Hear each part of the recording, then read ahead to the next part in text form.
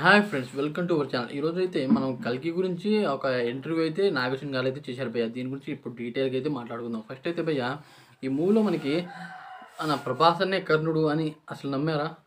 అసలు లాస్ట్ దాకా మనకైతే తెలియదు ఆ విషయం.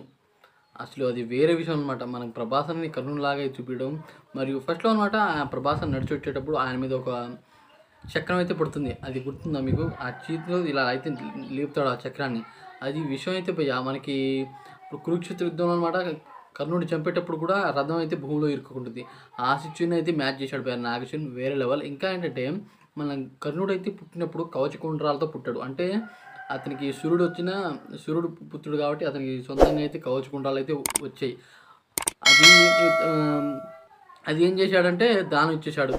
వీర సూరకర్ణుడు కాబట్టి దానం అయితే చేసేసాడు భయ్య. అర్జునుడు తండ్రికి అయితే దానం చేసేసాడు. అలాగే భయ్య ఇంకా ఏంటంటే ఇది మన ప్రభాస్ అన్న షూట్ చూసే ఉంటామా? అసలు దాన్ని మ్యాచ్ చేశాడంటే నాగేశ్వరన్ మామూలుడు కాదు భయ్య.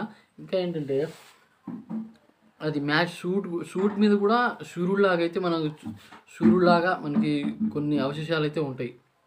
అది మీరు గమనించి ఉంటారు. దాదాపు మంచి గమనిస్తే అయితే మనకైతే కనబడతాయి భయ్య. వాము వేరే లెవెల్ అనమాట. మనం లాస్ట్లో అనమాట మనం ప్రభాస్ అనే కర్ణుడు అని లాస్ట్లో అయితే మనకి రివీల్ అయితే అయ్యింది. అలాగే కృష్ణుడు గురించి అయితే ఇప్పుడైతే మాట్లాడుకుందాం. కృష్ణులాగా అయితే మహేష్ బాబుని పెడతారని అనుకున్నాం భయ్య పార్ట్ 2లో మాత్రం. కానీ నాగేశ్వరన్ భయ్య అయితే అసలు పెట్టను అని చెప్పేశారు.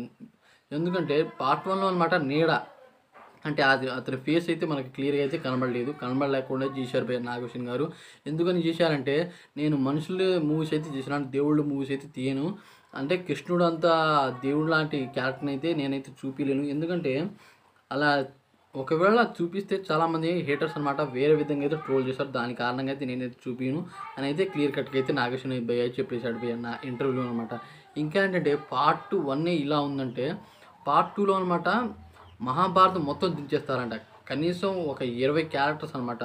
అంటే కురుక్షేత్రం మహాయుద్ధం అనమాట. దాంట్లో గురు ద్రోణుడు, మరి భీష్ముడు, అలాగే దుర్యోధనుడు, దుశ్శాసనుడు, వీళ్ళు మరియు పంచపాండవులు, వీళ్ళ 5గురు అంటే ధర్మరాజు, భీముడు, అర్జునుడు, నకల సహదేవులు, మరియు కర్ణుడు, మరియు అశ్వత్థామ, ఇంత పెద్ద పెద్ద మందిలో అయితే ఉంటారు భయ్య. అంటే కనీసం 20 మెయిన్ హీరోలు అయితే ఉంటారు.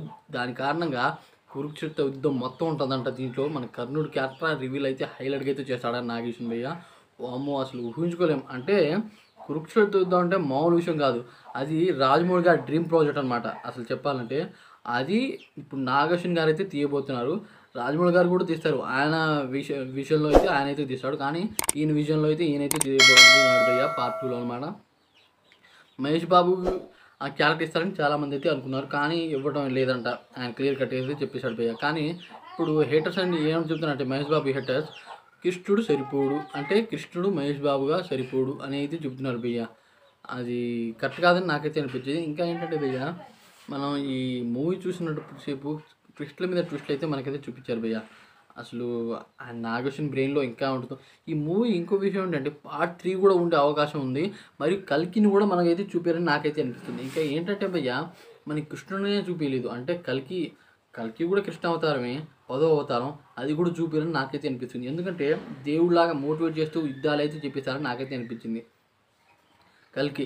మరియు కలిపురుషుడు ఎవరంటే ఇప్పుడు మనం కమలాసన్ గారు అయితే చూపించారు. ఆయన దుర్యోధనుడు అనమాట.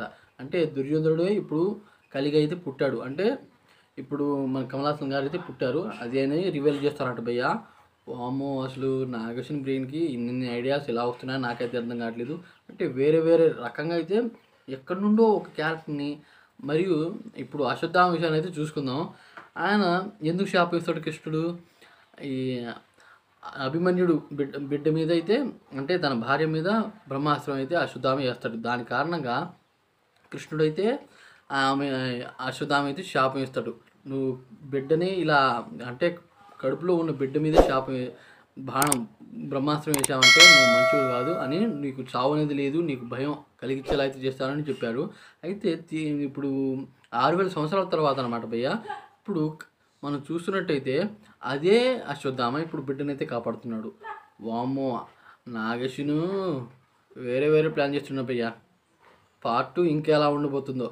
ఈ విషయం గురించి మీరేమన్నారో కామెంట్ చేయండి ఫ్రెండ్. అలాగే ఈ వీడియో మీకు నచ్చినట్టయితే సబ్స్క్రైబ్ చేసుకోండి, షేర్ చేయండి. Thanks for watching.